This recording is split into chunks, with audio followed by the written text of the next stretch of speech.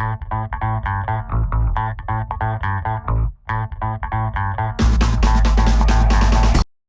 this is John Cullen with OKRaw.com. Today we have another exciting episode for you, and in this episode that I've never done before, I'm going to share with you guys my top 10 kitchen tools that you should buy if you're into a raw foods or raw vegan diet, or if you just want to eat lots of fruits and vegetables, you know. I've been doing this diet now since 1995, so at present time that's about 22 years, and I've played with all kinds of different kitchen gadgets, kitchen tools, small kitchen appliances. I know it all, and in this video I'm going to sum up my top 10. I mean, every year for the last at least half a dozen years I've been going to that International Houseware Show to find out the latest kitchen gadgets and tools that allow you to eat more fresh fruits and vegetables. Every year, actually, I make a video at that event, so be sure to check out my other YouTube channel, youtube.com/rawfoods, where I have a video of that event and all the cool things I find for you guys. Anyways, in this video, we're going to show you guys the kitchen tools. But that being said, the first thing I want to say is that you don't need any kitchen tools to eat your guys' fruits and vegetables. You just need a couple things. Your hands and a good pair of teeth. So don't wreck your teeth by eating too much fruit and not taking care of your teeth. Very important to brush after every meal, but wait at least 30 to 45 minutes, but after every fruit meal, especially dried fruit, you want to rinse out and floss for sure. So that's the disclaimer. You don't need anything, you know, you just need actually the fruit tree, some vegetable plants, and you can just pick and eat stuff, right? Some of the tools and appliances that I'll be sharing with you guys today make it significantly easier to increase the volume of fresh fruits and vegetables you're eating, as well as make it a lot easier and simpler. Alright, so let's get into this video. First off, we're going to go with the number one thing you need, which is knives. So I like these ceramic knives here. I don't store these ceramic knives in with my standard steel kitchenware because they are quite delicate. You know, what'll happen if you store them and clank them around is this. You can see nice big chips in here, and this is one of my first knives. This is actually one in Japan, and they tend to be a lot sharper, but also a lot more fragile than some of the ones I've gotten lately in China. The knives live on top of my dehydrator, on top of a nice, you know, like a dish mat or a dish drying mat, so it's nice and cushioned surface so we won't damage them, and they're all laid out. Some of my favorite ones actually are these black ones, and I'll put links down below to everything that I mentioned to Amazon, and if you do click through those links, please be aware that all the links that I'm sharing with you guys will support a non-profit animal shelter that rescues dogs and cats that may actually have deformities, may have you know, problems with walking, no eyes, no sight, all kinds of stuff. So thank you in advance for supporting the links I have down below so you can find these exact items. So yeah, I got this actually from Amazon. It's actually a black knife, and if you look at the blade there, you know, I don't really see any there's no major chips. I see a few microchips in there. But yeah, this one's done really well. I like this one because it's really good for chopping. I also have, like, that was an individual, and then I got a set of these knives, which I actually like a lot. These ones are also fairly good quality. You know, very little damage to them. Now you gotta watch out for some cheap imported Chinese knives like this guy right here, or this guy. What happens on these guys is, like, you can see the blade. Look at that. The blade's like coming loose on here. So watch out for some inexpensive ceramic knives. Now, the thing is, you know, ceramic knives don't have to cost a lot. This ceramic knife was like $1.50 at a store in Southern California, even Northern California, maybe other places called Daiso. I like the ceramic knives because, in general, they retain their edge a lot longer. They're a lot harder than the steel knives that you got to sharpen more regularly. Of course, hey, if you're into sharpening your steel knives regularly and they're actually sharp, that's good. But I like the ceramic knives because I'm kind of lazy. I'm not like a chronic knife sharpener guy. They keep their edge for a nice long time. Plus, I don't get any steel ions in my food or anything to oxidize my food unnecessarily. Now, aside from the knives, you also need something else, a cutting board. And when I say a cutting board, I don't mean a little cutting board like this, right? This is for cutting cheese. When you're cutting and eating fruits and vegetables, you're eating, you know, a couple heads of lettuce and you need a nice large cutting board. While this may be good for, like, if I'm eating a meal of nectarines and I want to cut each nectarine before I eat it, you know, I use something like this, but normally I like to have a nice large cutting board, you know, something like this. This is actually quite huge. So get a nice large cutting board. I like the bamboo cutting boards. I would also recommend other natural wood cutting boards. You know, especially when using ceramic knives, do not cut on any kind of glass or any kind of ceramic countertops or any granite countertops, because the ceramic knives will actually damage those things.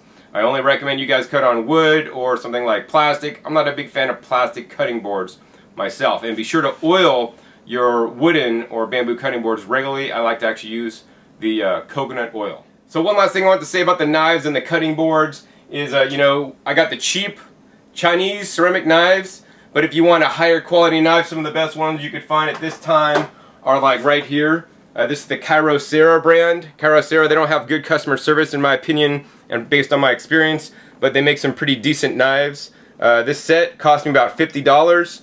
And these knives, once again, made in Japan, they are more sharp, but also more fragile. So if you're really good at taking care of things, I would recommend this set. And the real good kicker about this set is the middle knife. I don't know if you guys can see the detail on the middle knife, but this is a micro serrated knife. So this is unlike any Chinese knife I've ever seen before. It's actually like shark teeth. So actually, if you're cutting through tomatoes and things that are hard to cut with regular knives, you're going to want to use the micro sharp Kyocera knife. So it comes in this set, and also you could buy it separately. Once again, I'll put links down below for you guys. So the second thing you guys are going to need if you're serious about eating more fruits and vegetables are nice large bowls. You would definitely be surprised if you went to, you know, some of my friends' houses that I've been to, and number one, a lot of them actually don't have sharp knives, which really bothers me a lot. And number two, they don't even have nice large salad bowls. I'm like, man, how are you a raw food if you don't have nice large salad bowls to eat nice large salads? Because your salad should be your main dish. Should be one of the staples of your raw food, plant-based diet. Or if you just want to eat more fruits and vegetables, you need to eat salads every day. My goal is to eat 2 pounds of leafy greens each and every day. And, you know, bowls make it possible. The thing is, when you're eating lots of fruits and vegetables, right, you got to eat a lot more quantity of food because there's not a lot of calories in that food. For example, you know, leafy greens are just 100 calories per pound. So you can eat a whole pound of leafy greens and it's not even 100 calories. And meanwhile, one banana is like maybe 100 calories, depending if you got a nice size one. So yeah, salad bowls are essential. And the kind I recommend, let's go to my cupboard here, are nice glass salad bowls here. So this comes in a set. I bought actually a couple sets to have, you know, salad bowls for, you know, friends come over and whatnot. But these are the Pyrex fluted salad bowls. The reason why I like this is because it's actually a pretty good, cheap, affordable set. Number two reason I like this is because they're large. This is actually just a dinner salad size for me. The other reason is because I actually have these lids. You know, they have different size lids. I think this set comes with like 4 different size bowls. And each of them actually have a lid, so whether you can't finish your salad, you want to just put a lid on it, put it in your fridge, whether you want to put a lid on it, take it to your work, whether you want to put a lid on it and take it to a potluck, you're all set up with these bowls. So yeah, get some nice bowls. And you know, you could also get some wood bowls if you like. I personally like the glass ones because they're a little bit easier to take care of unless you're like fragile and dropping stuff a lot. The wood might be better, but I don't like the wood because the wood could get scratches in it, you could get mold and bacteria growing in there. And they can be harder to take care of because you got to, like, you know, treat them with some oil every once in a while, kind of like the cutting boards. So once again, I'll put the links down below to this bowl set I like on Amazon. It also may be available locally near you at Costco, which is probably actually cheaper. Third thing you're going to need if you're serious about eating your fruits and vegetables are nice jars, right? I have a whole collection of jars, you know, whether they're glass bottles for drinking juices, or whether there's something like the mason jars, right? Mason jars can be quite inexpensive. Actually, one of the least expensive places I found them is not actually online, but at your local Walmart store. They're usually the cheapest there. This is a 32-ounce standard mouth mason jar. I do not like these style. I prefer you guys get the wide mouth mason jar. Let's see if we have any right here. Well, here's one right here, but it actually has a special lid on it. So I like the mason jars because they actually hold lots of volume. They have a nice large lid, so you could even pack a salad in here and you know, take it to work or whatever. And in addition, you know, besides the 32-ounce, they also have a 16-ounce. If we open my other cupboard over here, you guys can see, you know, they also have a half-gallon size. So sometimes when I'm on a juice fast, I'll fill these guys up with juice. Or other times, you know, I'm just storing my actually home-dried tomatoes in there, as well as a lot of other different ingredients. Now, aside from the mason jars, when you buy the mason jars in a case, you're going to get the standard tops. The tops formerly were made that had a BPA actually lining on there. The new tops, I believe, do not have the BPA lining. That being said, there are a multitude of different tops you guys can get for your mason jars. So let me go ahead and open this up and show you guys I have basically a little basket of all the different tops that I use. So let's see, for example, I have these tops here that will basically screw onto the mason jar so I can take it to go, and it has a little spout so you can drink out of it. That being said, these guys, which are called recaps, I do not recommend you guys buy these. They suck, they leak. I bought these and then I told them like, hey, they leak. They never responded to me, so now I just tell everybody not to buy these guys. But there's a lot of other ones that are like this that are probably pretty good. The other thing I bought like just standard, like at Walmart, you could get these just standard plastic lids, and I drilled a hole in this guy, and in this guy I could put this on the top, and then actually I could put a glass straw in there so then it doesn't leak. I think that's a nice, better solution. Or you could do something like this, which is, once again, I got that you know, little grommet in there, and then on the top, I've instantly turned this into a fermentation vessel now. So this is a one-way airlock. Now, besides like this style airlock, there's many other new kinds of airlocks on the market now. So they got these silicone airlocks you just put on with with a lid ring. So now you can do fermentation in these jars. In addition, I have other different kinds of fermentation lids. Oops.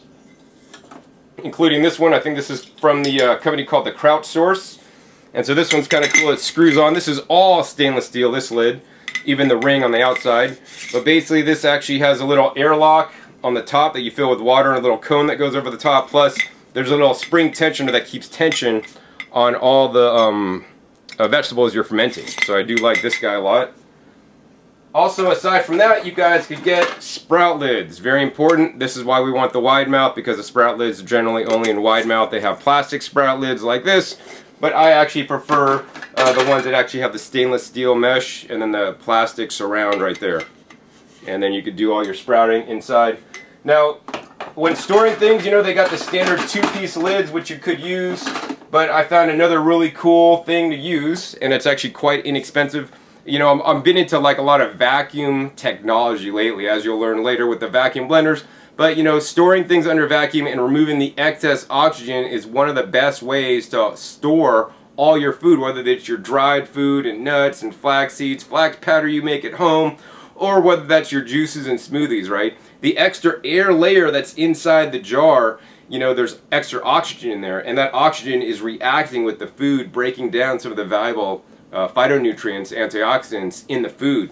So I found these lids right here, and let me show you guys. This is what the lid looks like. These are very simple lids. They're plastic. I think they're BPA free, but they have a one-way valve in here made out of silicone. And basically these guys fit wide mouth mason jar no problem. So you want to wet this lid, because I tried this without wetting it first and it really didn't work, but you just basically put it on. And then you have this little pump here, and this pump you put on the top, and then you basically put it on, you just pump it up and down, and then what happens is you're sucking all the excess air out of the jar, and you take this off, and then now this lid is like fully sealed on here.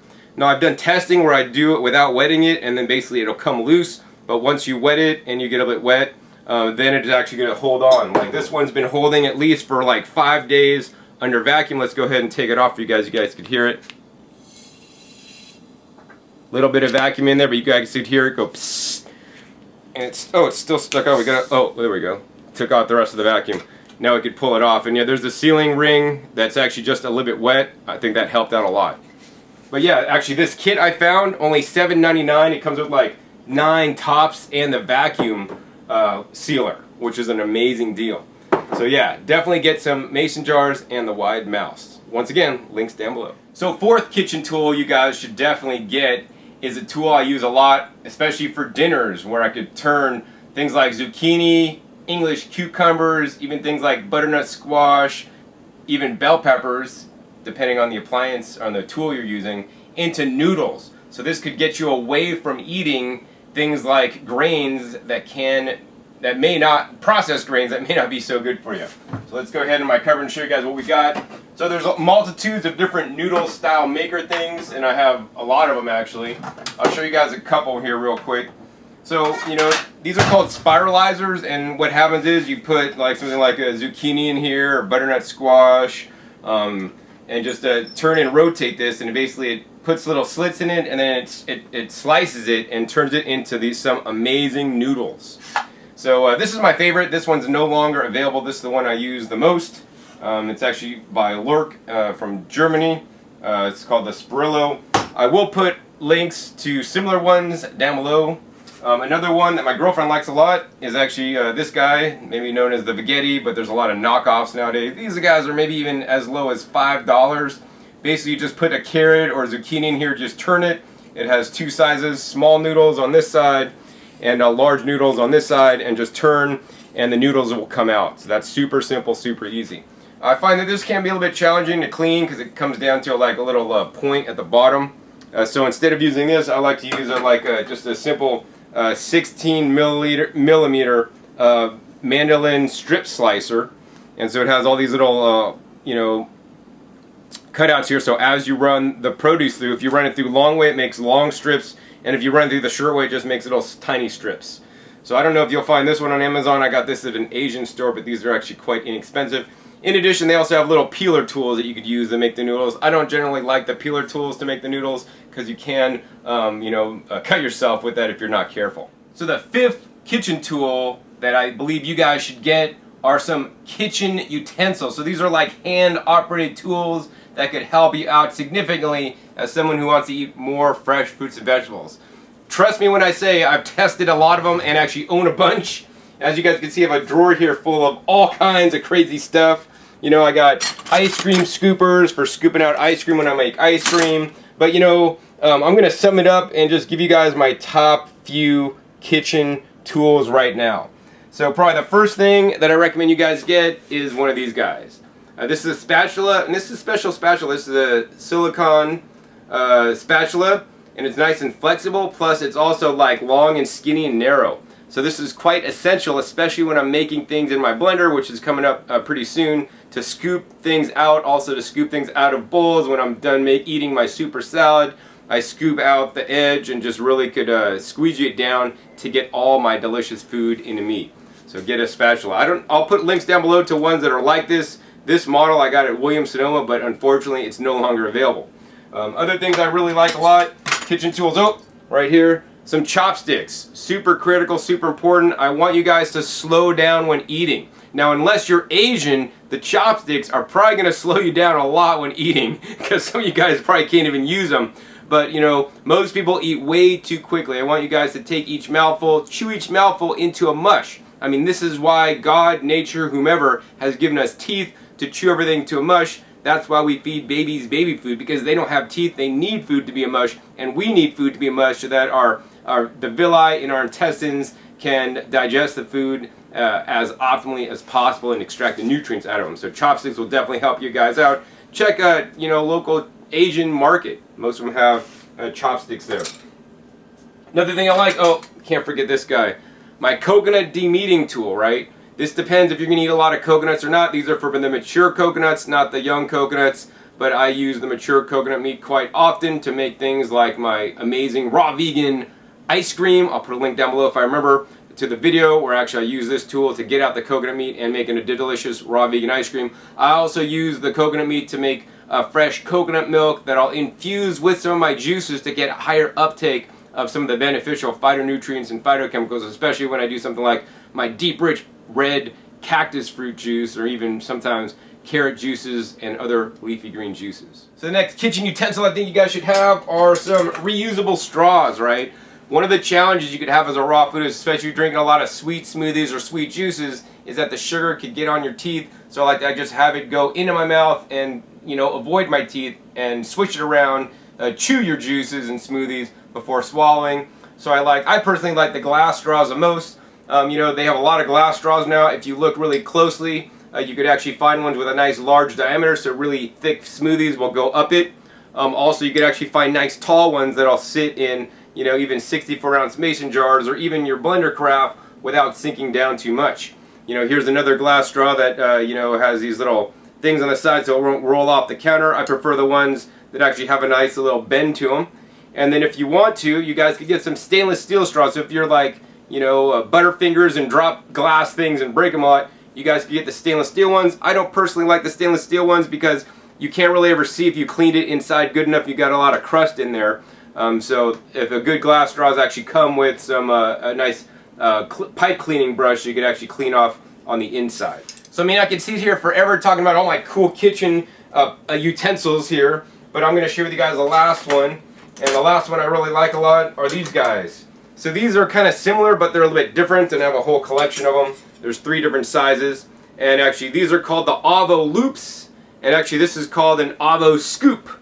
So I started out with the Avo Scoop, and this allows you to basically take the avocado out of the avocado skin really easily, but this also works for things like watermelons and cantaloupes, even mangoes. I use this for mangoes to basically get right near the skin so I get all the delicious fruit out. These guys can be hard to find. Normally they have tines in here to separate avocados into slices. I'll put a link down below if I'm able to find this guy for you guys. Otherwise, I'll put a link for these guys. These are the Avo Loops, and I like these a little bit more than that other one in some ways. These are amazing because these are adjustable. By simply just grabbing this and you know, pulling it in or pulling it out, you guys could get a nice scoop of your fruit. So this will work for, like, you know, cantaloupes and watermelons. They got smaller ones for like mangoes here. And this guy for mangoes is amazing. I could peel the mango so closely with this tool, and hopefully I'll have an upcoming video for you guys. And then also they got smaller ones for, you know, smaller avocados or even small mangoes. So the next kitchen tool I think you guys should have, you know, starting for, like, you know, more major equipment than some of the things you guys saw earlier, is water filtration. This is super critical, super important. If you guys are buying organic produce and then you're using just standard tap water to wash your produce, you may be contaminated with chlorine, chloramines, even fluoride, right? We want to try to remove as many of these things as possible. That was one of the first things I did when I moved into this house. I got a whole house water filter, so every iota of water that comes in is getting all the chlorine removed, as well as all the sediment. And that comes out on this big spout here. And then furthermore, if I want a finer rinse, or if I'm cooking, or making raw food preparations, I'm going to use this spigot, which is actually a reverse osmosis system. So I like the reverse osmosis for making drinking water. That being said, my goal every day is to drink no water out of that tap. I don't like to drink water that is actually not alive. Personally, I like to drink living water. So coconut water that actually was filtered by the coconut palm, or I like to drink fresh juices. This time of year I have lots of cucumber and celery juice, some of my favorite things to drink. Or, you know, other vegetable juices, you know, even fruit juices, you know, for my liquids. As well as if you're eating a proper raw foods diet, which should include fresh fruits and vegetables, and plenty of them, you're going to get a lot of hydration, you know, from the foods you're eating. So I don't currently have a recommendation for you guys for a whole house filter. You know, the one that I bought and installed here, I no longer recommend. But for a reverse osmosis system for your drinking water, which you could also use for washing your produce, I like the system they have at Costco, actually. It's an affordable system, plus you got the Costco Forever warranty, and it's a decent reverse osmosis system. So the 7th kitchen tool you guys should get if you want to eat lots of fruits and vegetables, and this is where it gets a little bit more spendy, is a juicer. And I'm going to say juicer before any other appliance first, because I believe the juicer is one of the most important tools you guys could have, because literally it allows you to take a pound of leafy greens and compress that out and make literally 1 cup of fresh vegetable juice to drink. You could also juice other vegetables and fruits as well to make your vegetable juices sweet. I don't necessarily recommend, you know, juicing straight fruits. That being said, if you're still somebody that actually drinks Coca-Colas and Gatorades and all these things, 100% straight fruit juice is still way better than those. But I prefer to people to drink vegetable juices, especially ones that have lots of leafy greens in there, at least a ½ pound or 1 pound of leafy greens, and different kinds of leafy greens each and every day. Lately, I've been on a kick of juicing lots of purple carrots and beets with some leafy greens and some pineapple ginger for sweetness. And the juicer I like the most out of all the different juicers, because that's what I do on the side. I sell juicers, or that's my main business. Be sure to check out my other YouTube channel, youtube.com/rawfoods, for all my videos where I compare the juicers. And please be sure to visit me at discountjuicers.com to make your purchase. This allows me to continue to make these videos that I do on YouTube. So thank you so much for your guys' support You know, for those of you guys that will support me and for those of you guys that have supported me in the past. But anyways, my favorite juicer based on what I juice and what I do in the kitchen is this guy right here. It's the Omega VSJ843. It's a slow juicer. It runs at 43 revolutions per minute. It juices leafy greens quite well. It juices hard vegetables, also standard vegetables, and also fruits. And it does a really good all-around job. It also allows me to make the coconut milk super simple, super easy. It'll also make things like nut butters and frozen fruit sorbets. So that's one of the favorite things to do with the juicer is you could take frozen bananas or frozen other fruits, put it through the machine. It'll basically mush it all up and make it like a frozen yogurt style consistency. So along with the juicer, a few other things I believe you guys should get that we're including in number 7 are nice glass catch cups and a sieve. So you know, I like a stainless steel sieve. Many juicers come with a sieve. Whether you get the VSJ843, it does not, but other juicers do. And also the glass collection bowls. So I juice a lot every day. I use this 8-cup Anchor Hawking measuring cup to collect my juice, and also use sometimes if I'm not juicing so much, I'll use a 4-cup Anchor Hawking measuring cup. Pyrex makes similar cups, but I prefer the Anchor Hawking as they fit a little bit better and they work a little bit better in my opinion. These are available at even someplace like you know, Walmart or Target. For this big guy, and even this big guy actually comes with a nice cover as well. So aside from the vertical juicer that I like the most for my juicing style because it allows me to juice the fastest, and that's what's really important to me, I may be losing some, you know, nutritional quality and some yield. You know, in that case, if you wanted those two, like highest yield and more nutritional quality than this guy will put out, and you're not going to juice a lot of fruits, I would recommend the Green Star Pro.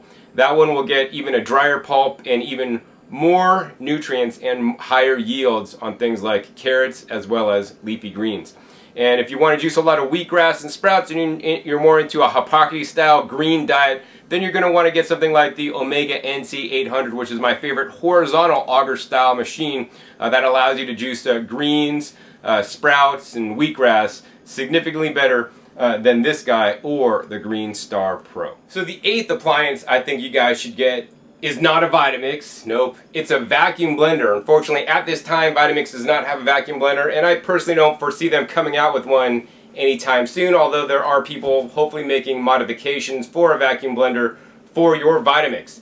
That being said, I only recommend you guys get a vacuum blender at this time, and the only one on the market at the time I'm filming this, although there'll be more coming out later this year, is the DynaPro by Tribest. This is the sole blender that I use in my kitchen myself.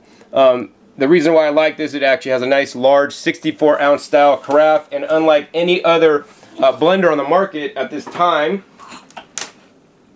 it comes with a special vacuum pump that you actually just put onto the top of the unit, and then you basically suck out all the extra oxygen in the container. So as you guys saw, I showed you the vacuum storage vessels that allow you to store your food, you know, maybe 4 to 5 times longer depending on what it is.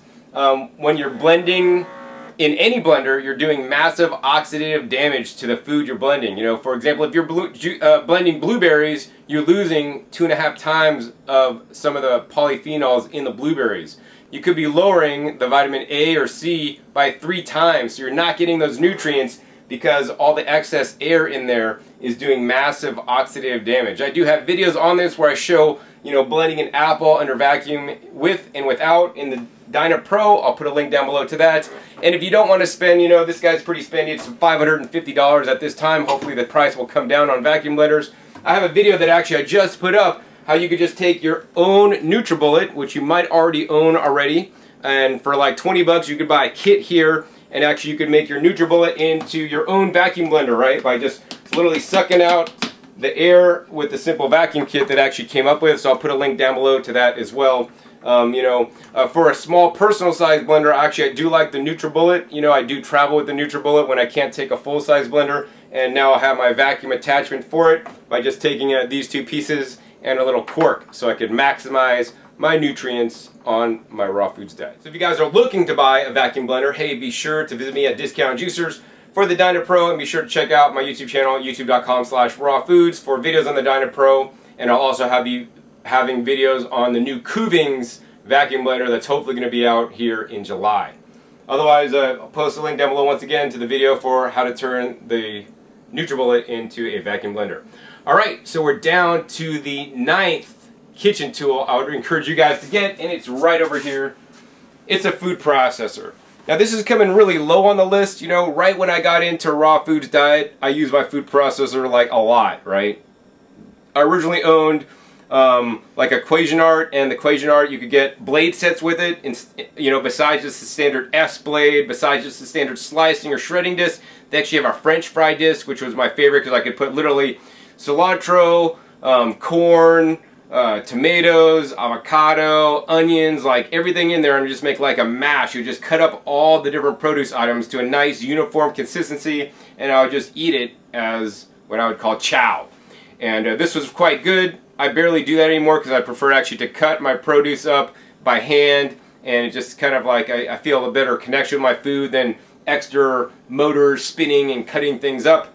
But you know, for a lot of people, food processors can be essential because they can be a big time saver. So whether you get a food processor, I just got the Hamilton Beach food processor here. It's really inexpensive at Walmart. I chose it because it actually has a nice large bowl, and that's one of the most important things. You know, you're gonna want to choose, you know, a food processor with a large capacity.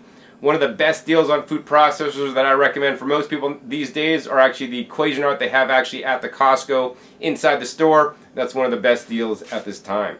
If you don't want to get something like a food processor, they have little manual style food processors. Let me go ahead and show you guys one my girlfriend likes next.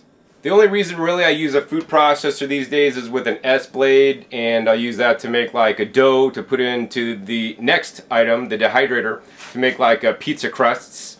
But what my girlfriend likes, and she uses almost every night actually, is the Swiss Pull Chop by Kun Rakan. I'll put a link down below to this.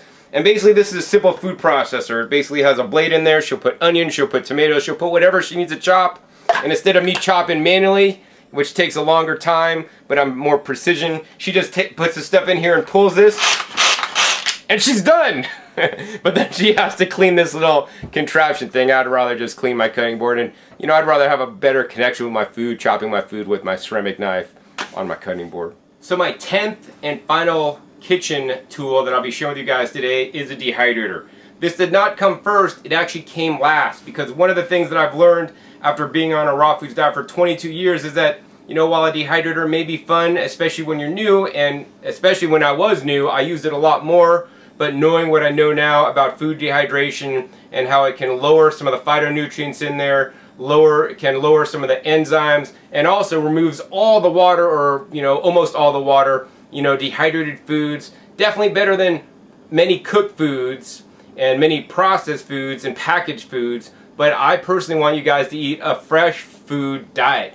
These days, the main reason why I use the dehydrator is for, number one, convenience, number two, for reducing the volume of food I need to eat when I'm traveling. So many times I'll basically harvest things like kale, and I'll make kale chips, and I'll take those kale chips with me on the airplane so I can have a nice big salad.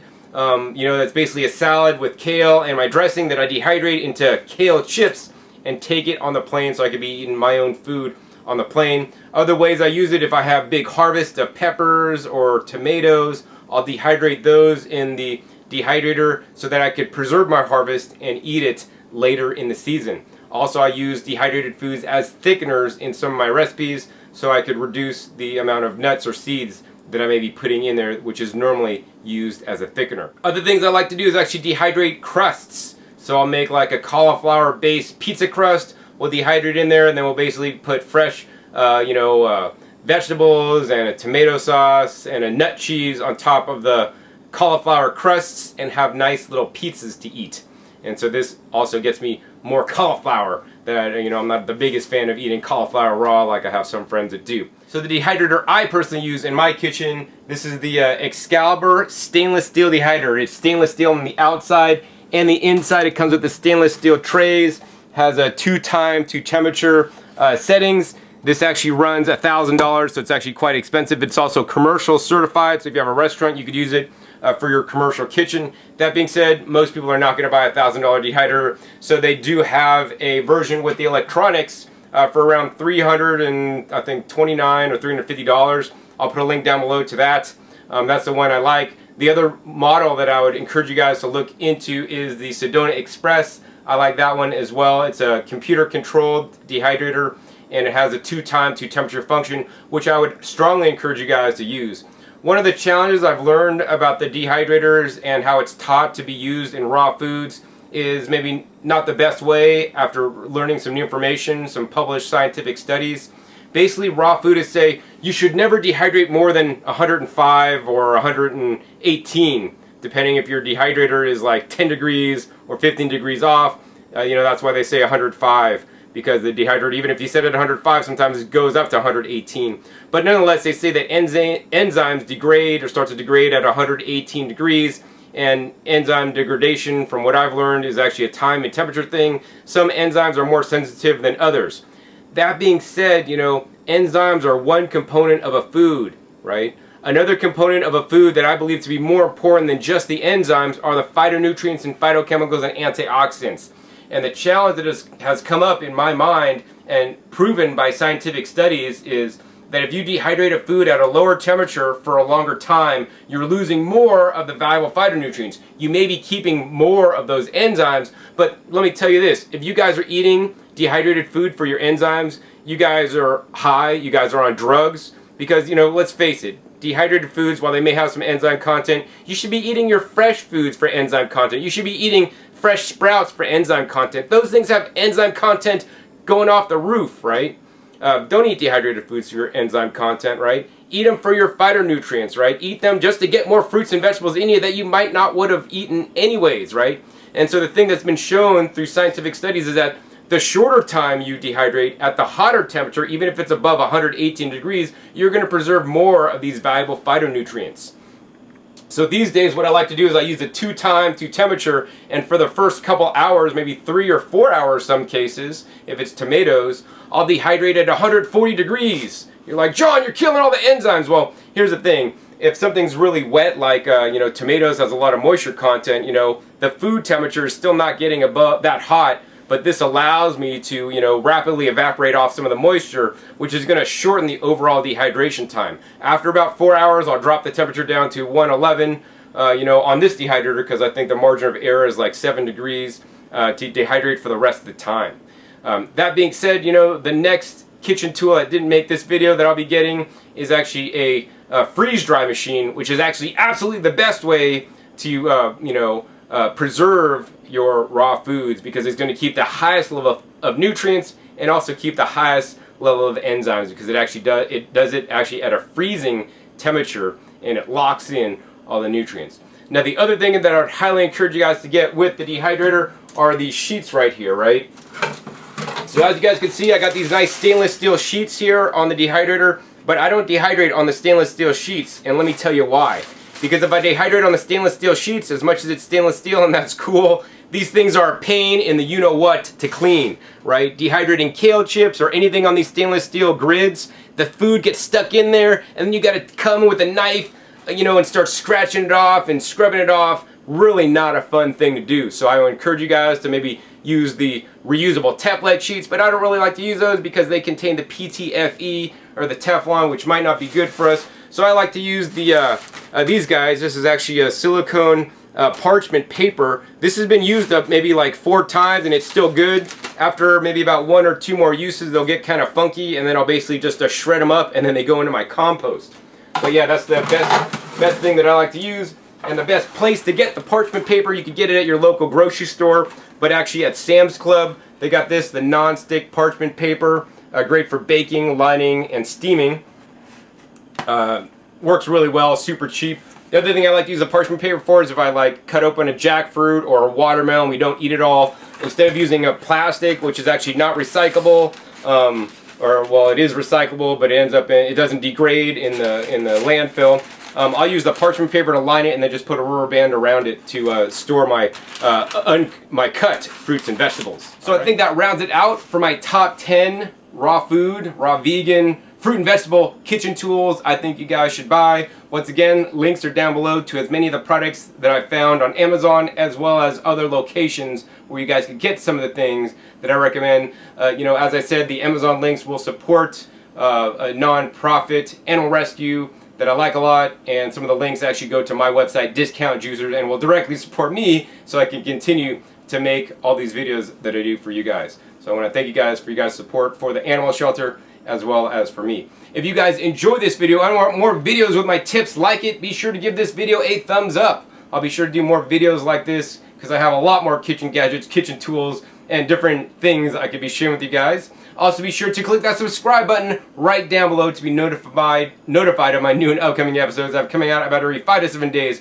on this YouTube channel. You never know where I'll show up or what you'll be learning on my YouTube channel. Also be sure to check my past videos. My past videos are a wealth of knowledge, over 450 videos on this YouTube channel, and especially that last one on turning your NutriBullet into a vacuum NutriBullet. That's simply amazing. Also be sure to share this video with somebody that's thinking about getting into raw foods, thinking about eating more plant-based foods, thinking about eating more fruits and vegetables. This is definitely the video they're going to need to ensure that they're on the right path. Last thing I like to say is that you don't need any of these things. You just need a good pair of teeth and some fruits and vegetables and start munching out. So with that, my name is John Kohler with OKRaw.com. We'll see you next time, and until then, remember, keep eating your fresh fruits and vegetables. They're always the best.